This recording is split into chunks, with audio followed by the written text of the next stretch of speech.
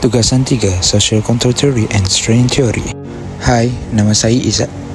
Pernah tak korang terfikir macam dunia ni rasa tak adil?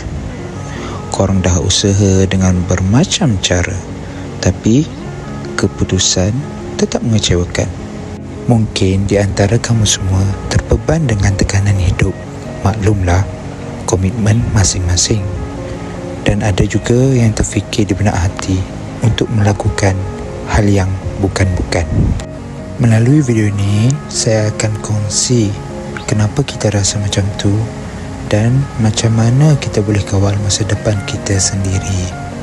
Melalui general strain theory, kita rasa tertekan mungkin sebab kita tak dapat apa yang kita nak, ataupun kita kehilangan sesuatu yang kita sayang.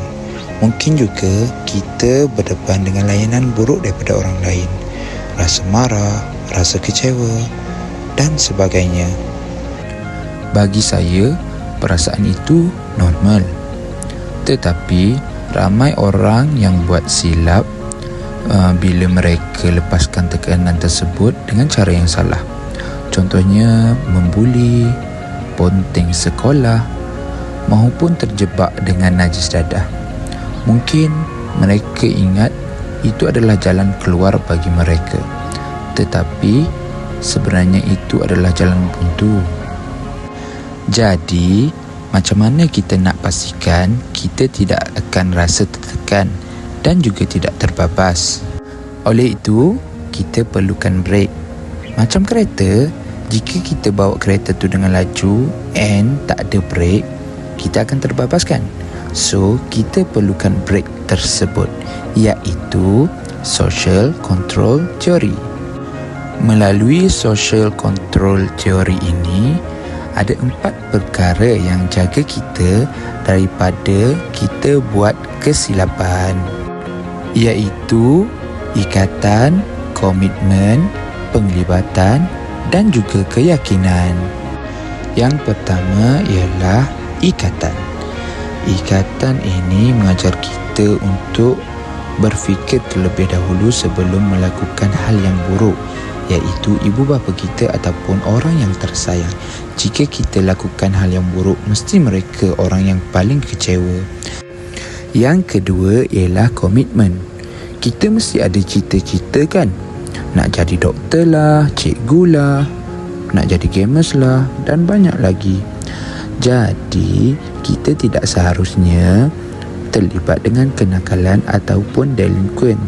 Jika perkara ini menguasai diri kita, semua cita-cita kita itu akan musnah.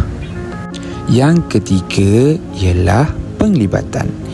Penglibatan ini mengajar kita untuk penuhkan masa dengan banyak perkara. Contohnya sukan, kelab ataupun hobi. Jadi jika kita sibuk dengan perkara yang bermanfaat, kita tidaklah selalu berfikir tentang hal yang buruk dan perkara yang akan merosakkan diri kita sendiri. Kesimpulannya, kita memang tidak lari daripada tekanan hidup.